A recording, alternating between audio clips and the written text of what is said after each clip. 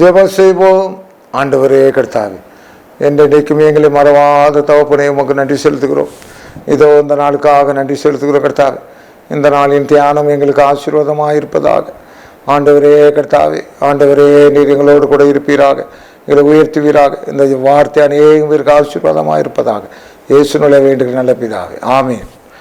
105, 13, 14, 15. அவர்கள் ஒரு ஜனத்தை விட்டு மறு ஜனத்தென்றைக்கும், ஒரு ராஜ்யத்தை விட்டு மறு தேசத்திரண்டைக்கும் போனார்கள். அவர்களை ஒடுக்கும்படி ஒருவருக்கு இடம் கொடாமல் அவர்கள் நிமித்தம் ராஜாக்களை கடிந்து கொண்டு, நான் அபிஷேகம் பண்ணினவர்களை நீங்கள் தொடாமலும் என்னுடைய தீர்க்கதரிசிக்கு தீங்கு செய்யாமலும் இருங்கள் என்றார். அவருடைய நாமத்தின் யோவான் 1:12. அவருடைய நாமத்தின் மேல் எத்தனை பேர் விசுவாசம் உள்ளவர்களாக, எத்தனை பேர் அவரை ஏற்றுக்கொண்டார்களோ அத்தனை பேர்களும் தேவனுடைய பிள்ளைகளாகும்படி அவர்களுக்கு அதிகாரம் கொடுத்தார் என ரோமர்லை சொல்லுகிறார். அப்பா பிதாவே என்று கூப்பிடத்தக்கதான புத்திர சுவிகாரத்தின் ஆவியை தந்தார். என்ன சொல்ல வருகிறேன் என்றால், சங்கீதம் 105 இஸ்ரவேல் ஜனங்கள் நடந்து வருகின்ற வழியிலே இது என்னுடைய ஜனம் என்று எபூசியர், எமோரியர், அமலேக்கியர் என பெலிசியர் என்னும் பற்பல ஜாதிகள் எத்தனை இருந்தாலும் அவர் ஒரே ஒரு கண்ணோட்டத்தில் தான் பார்த்தாராம். நான் அழைத்து கொண்டு வந்த ஜனம், நான் எகிப்திலிருந்து இவர்களை புறப்பட பண்ணினேன், ஆகவே வழியெல்லாம் நான் காவல் இருப்பேன் என்று எத்தனையோ நாடுகள் 40 வருடங்கள் அவர்களை நடக்க பண்ணினாலும் அவர்களை ஒடுக்கும்படியாக, அவர்களை கெடுக்கும்படியாக ஒருவருக்கும் ஆண்டவர் அங்கே இடம் கொடுக்கவில்லை.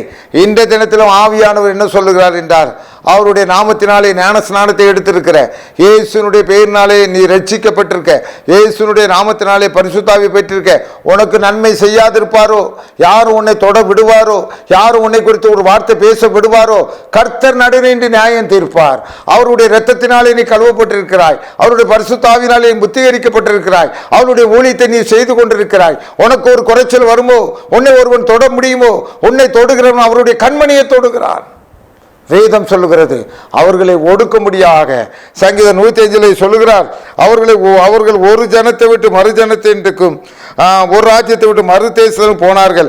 அவர்களை ஒடுக்கும்படி ஒருவருக்கு இடம் கொடாமல் அவர்கள் நிமித்தம் ராஜாக்களை கடிந்து கொண்டு, கங்கணம் கட்டி கொண்டு இருக்கலாம். இந்தியாவிலே இந்த கிறிஸ்தவர்களை மாத்திரம் யாராயிலும் தொட முடியாது. ஏனென்றால் எங்களுடைய மீட்பர் வல்லவராக இருக்கிறார். அவர் என்ன செய்கிறார், அவர் கர்த்தருக்கு பிரியமானவர்களே, யாருக்கு தீமை செய்வது கிறிஸ்தவருடைய வழக்கமே இல்லை, அது தேவையில்லாத காரியம். எல்லாருக்காகவும் நாங்கள் ஜெபம்தான் செய்வோம், ராஜாக்களுக்காகவும் ஜெபம் செய்வோம், எங்களை ஒடுக்கினாலும் ஜெபம் செய்வோம். ஆனால் ஒடுக்கிறதுக்கு ஆண்டவர் இடம் கொடுக்க மாட்டார். ஏனென்றால் எங்களுடைய தலையின் மேலே ஒரு கிரீடம் இருக்கிறது ஐயா, அது இயேசு என்கிற கிரீடம் ஐயா. இதை அசைக்க முடியாது, யாராயிலும் இந்த கிரீடத்தை அசைக்க முடியாது. இயேசு எங்களுடைய மகாராஜா, அவர் உயிர்த்தெழுந்த ராஜா. அவர் தம்மை சீண்டி பார்க்கிறவர்களுக்கு அவர் சும்மா இருக்க மாட்டாரியா. ஆண்டவராகிய இயேசு கிறிஸ்து அவ்வளவு எளிதானவர் அல்ல. ஆண்டவரே, அவர் வல்லமையிலே பராக்கிரமம் உள்ளவர். நாங்கள் தலையிலே கிரீடத்தை வச்சிருக்கிறோம், இயேசுங்கிற கிரீடத்தை வச்சிருக்கிறோம். ஆகவே எங்களுக்கு ஒடுக்கும்படியாக யார் நினைத்தாலும் அவர்கள் ஒடுக்கப்பட்டு போவார்கள். எங்களுக்கு கேடு செய்ய யார் நினைத்தாலும் அவர்கள் கெடுதியிலே அவர்கள் விழுந்து விடுவார்கள். ஆகவே கர்த்தருக்கு பிரியமானவர்களே, உலகத்திலே மகா பெரிய சக்தி எது தெரியுமா? உலகத்திலே மகா பெரிய வல்லமை எது தெரியுமா? ஒரு கிறிஸ்தவன் தான் ஒரு மகா பெரிய சக்தியாக இருக்கிறார், மகா பெரிய வல்லமை உடையவனாக இருக்கிறார். என் நாமத்தினாலே நீங்கள் எதை கேட்டாலும் அதை நான் அருளி செய்வேன் என்று எங்கள் கர்த்தராகிய இயேசு கிறிஸ்து எங்களுக்கு உறுதிமொழி கொடுத்திருக்கிறார். அவர் நிற்காத இடம் கிடையாது, அவர் புகழ முடியாத சப்ஜெக்ட் கிடையாது.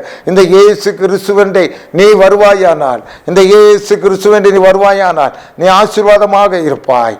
உன்னுடைய இந்த இயேசு கிறிஸ்துவை பற்றி தான் உன்னுடைய மதிப்பீடு உயர்ந்ததாக இருக்கட்டும், சிறந்ததாக இருக்கட்டும். அவர் ஒன்று கிள்ளுக்கீரை அல்ல. அவர் மனிதனுக்காக ஒரு தடவை அடிபட்டார், ஒரு தடவை தன்னை ஒப்பு கொடுத்தார், அவரே ஒப்பு கொடுத்தார். மற்றபடி அவருடைய மாட்சிமையிலே, அவருடைய மகத்துவத்திலே, அவருடைய கிரியைகளிலே அவர் குறைந்தவர் அல்லவே அல்ல. ஆகவே கர்த்தருக்கு பிரியமானவர்களே, இயேசுங்கிற நாமத்தினாலே எத்தனை பேர் ஏற்றுக்கொண்டார்களோ அத்தனை பேர்களும் தேவனுடைய பிள்ளைகளாகும்படி அதிகாரம் கொடுத்திருக்கிறார். ஆக கர்த்தருக்கு பிரியமானவனே, நீ வீறு நடை போடு, நீ பவுலை மாதிரி ஒரு வீர் நடை போடு. பவுல் ஒரு வார்த்தை சொன்னார், எப்பக்கம் நெருக்கப்பட்டு நான் ஒடுங்கி போவதில்லை, நான் நம்பி இருக்கிறவர் இன்னார் என்று அறிவேன். அவர் இந்த மரணத்திலிருந்து என்னை மீட்டெடுக்க வல்லவராயிருக்கிறார். அவர் இந்த துன்பத்திலிருந்து என்னை மீட்டெடுக்க வல்லவராயிருக்கிறார். அவர் இந்த கடன் பிரச்சனையிலிருந்து என்னை மீட்டெடுக்க வல்லவராயிருக்கிறார். என் இயேசுவாலே நான் ஒரு மதிலை தாண்டுவேன்.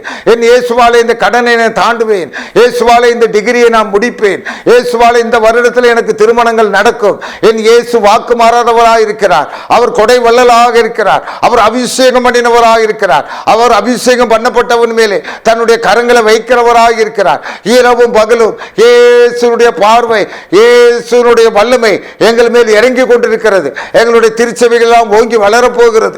திருச்சபைகளிலே இயேசுனுடைய வல்லமை இறங்க போகிறது. தம்மை நோக்கி கூப்பிடுகிற யாவருக்கும் ஆண்டவர் தென்படுவார். ஆக எங்களுடைய தேவன் பெரியவராக இருக்கிறார். அவருடைய அபிஷேகத்தின் முகத்தை முறிக்க முடியாது. ஆகவே கர்த்தருக்குள் பிரியமானவர்களே, இந்த மாலை வேளையிலும் நீ நம்பி இருக்கிற தேவன் உன்னை கைவிடவே மாட்டார். உன்னை ஆசீர்வதிப்பார். உன்னை கரத்தை நீட்டி தூக்கி விடுவார். சோர்ந்து போகாதே. உனக்கு பக்கபலமாக ஆண்டவர் இருக்கிறார். 1000 சேனாதிபதிகளுக்கு உயர்ந்தவராக இயேசுவின் பக்கமாக இருக்கிறார். எதிர்த்து போராடு, சோர்ந்து போவாதே. ஜெபம் செய்வோம். ஆண்டவரே கர்த்தார், உம்மை சோத்தரிக்கிறோம், துதிக்கிறோம். ஆண்டவரே, உம்முடைய வல்லமை ஆண்டவரே, உயிரோடு இருப்பவரை நீங்கள் மரித்தோரிடத்தில் தேடுகிறது என்ன?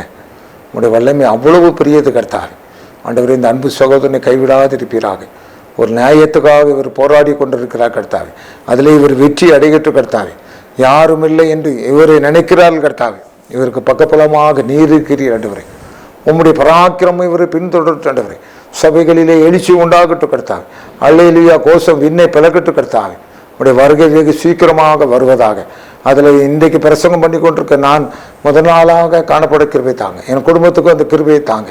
இந்திய தேசத்தில் அநேகம் பேரை இப்படி வெற்றிப்புக்கு பாத்திரவன்களாக மாற்றுங்க. ஜாய் டிவி ஊழியங்களை தொடர்ந்து ஆசீர்வதிங்க. இயேசுவின் நல்ல பிதாவே, ஆமென்.